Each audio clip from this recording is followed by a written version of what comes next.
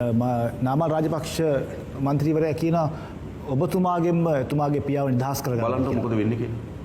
තාත්තලා පුතාලට. නෑ එහෙම පියා විතරක් නේ අම්මා නිදහස් වෙන්නේ නැත්තේ මම කියන්නේ. හරිද? නෑ එතුමා එහෙම කියන්නේ මොකක්ද විශ්වාස කියන්නේ? බලන්න. බලන් ඉන්නකෝ. එයාත් ජීවත් වෙනවා මම ජීවත් වෙනවා. ඔබත් ජීවත් වෙනවා. මේ රට කළ තියෙන අපරාධ සමහර කියන්නේ ලැජ්ජයි. හරි. එයාද කතා කරන්නේ මහජනගේ ධනෙ කෝටි ප්‍රොපර්ටි කරන ප්‍රොකම් කරලා. උතුරුමැද මහමැතිවරයා අධිකරණයට යොමු කරපු වෙලාවේදී නයන සමස්සින ඔහුගේ නීතිඥ කණ්ඩායම ඉල්ලා හිටියා ඔහුට ලිහිල් දඬුවමක් දෙන්න කියලා. ඒ වෙලාවේ අධිකරණයේ හිටපු විනිශ්චයකාරතුමා කිව්වා මේ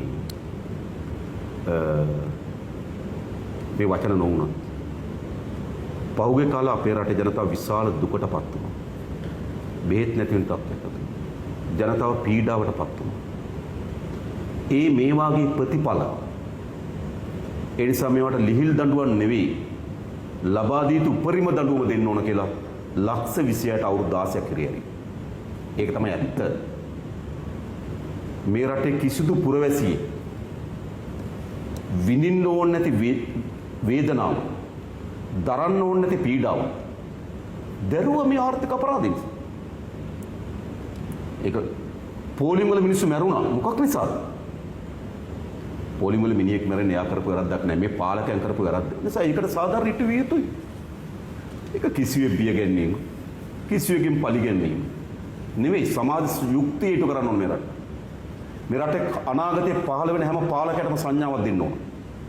ඔබ කොයි වෙලාවෙ අපරාධයක් කරත් කොයි වෙලාවෙ වංචා දූෂණක යෙදුණත් ඔබට දඬුවමක් ලැබෙන මේ රටේ කොයි වෙලාවක හරි කියන. අපේ රටේ මොකද තිබුණේ? අපේ රටේ තිබුණා ඒගොල්ලන්ට කවදාවත් දඬුවමක් ලැබෙන්නේ නැහැ. ඒගොල්ලෝ හැමදාමත් නීතියට උඩින් ඉන්නවා. ඒගොල්ලෝ හැමදාමත් නීතියට යටත් නැහැ. ඒගොල්ලෝ කවදාවත් නීතියට බයත් නැහැ. දෙපැත්ත ලස්සනට පිට කහගෙන මේක දෙපැත්තට තල්ලු කර කර හිටියා. හැබැයි පළමු වතාවට ආණ්ඩුවක් හදනවා. තරාතිරම නොබලා නීතියට යටත් විය යුතු කියන එකයි නීතියට බිය විය යුතු කියන එක. අපේ රටේ සාමාන්‍ය මිනිස්සු නීතියට යටත්. සාමාන්‍ය නීතියට බයයි. හරිද? හැබැයි අපේ රටේ පාලකයෝ හිටියෝ නීතියට යටත් නැති නීතියට බය නැති පාලකයෝ හිටියෝ. නැත්තම් ඔබ හිතන්න සරල එකක් මම කියන්නේ. සාමාන්‍ය ගමක අහිංසක පුරවැසි මෝටර් සයිකල පාරට දාන්නේ ලයිසන් එකක් ගන්න. හැබැයි ඇමතිවරු වාහන වරාවෙන් පන්නලා රෙජිස්ටර් කරන්න එක පාරෙන් දුන්නා. මොකද හයිය බලය එම රටකට යන්නේ. ඒ නිසා අපි අපේ පාර්ශවයේ විමර්ශන කරමු. අවශ්‍යයට නඩු ගෙනියමු. උපරිම ලෙස සමාජ යුක්තිය ඉටු කර ගැනීම සඳහා මේවන ආණ්ඩුව අපිට අවුරුදු 5ක් තියෙනවා.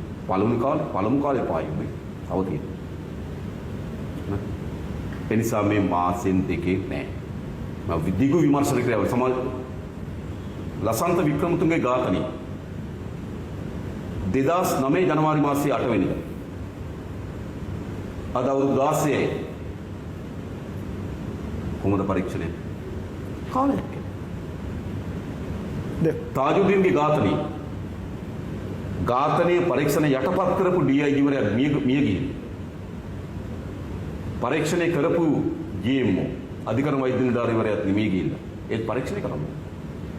ඒක පරීක්ෂණ පරීක්ෂණ වල යම් වියුල් භාවයක් තියෙනවා. ඒත් කරන්න ඕන. ඒ නිසා මේ අපිට තියෙන මොකද්ද මේ? වංචාවේ යෙදිලා වංචාවේ විමර්ශන යට කරලා ඒ විමර්ශන වලට බාධා කරලපු අවුරුදු 10ක් 15ක් තියෙනවා. සාමාන්‍ය කොට. ඒ කියන්නේ ඝාතනයේ සිද්ධ වෙලා එක්ක විමර්ශන යන්න ඕන. එක්ක නැතුව තියෙනවා. හැබැයි මොකද උනේ? විමර්ශන යටපත් කරලා ෆයිල් හංගලා හරි මෙහෙමයි තියෙන්නේ. ඒත් අපි කරනවා. ඒ සමාජ අපේක්ෂාවක්. සමාජ අපේක්ෂාව විතරක් නෙවෙයි අපිටත් අපේක්ෂාවක් තියෙනවා. මේ රටේ කොතනකරි යලි නීතියේ විශ්වාසය තහවුරු කරන්න. අපරාධයක් කවදද කරන්නේ? කෙදිනක හෝ දඬුවමක් ලැබෙනවා කියන මතයක් රටේ ප්‍රමාණය කරන්න. එහෙම නැතුව මේ රට හදන්න බෑ.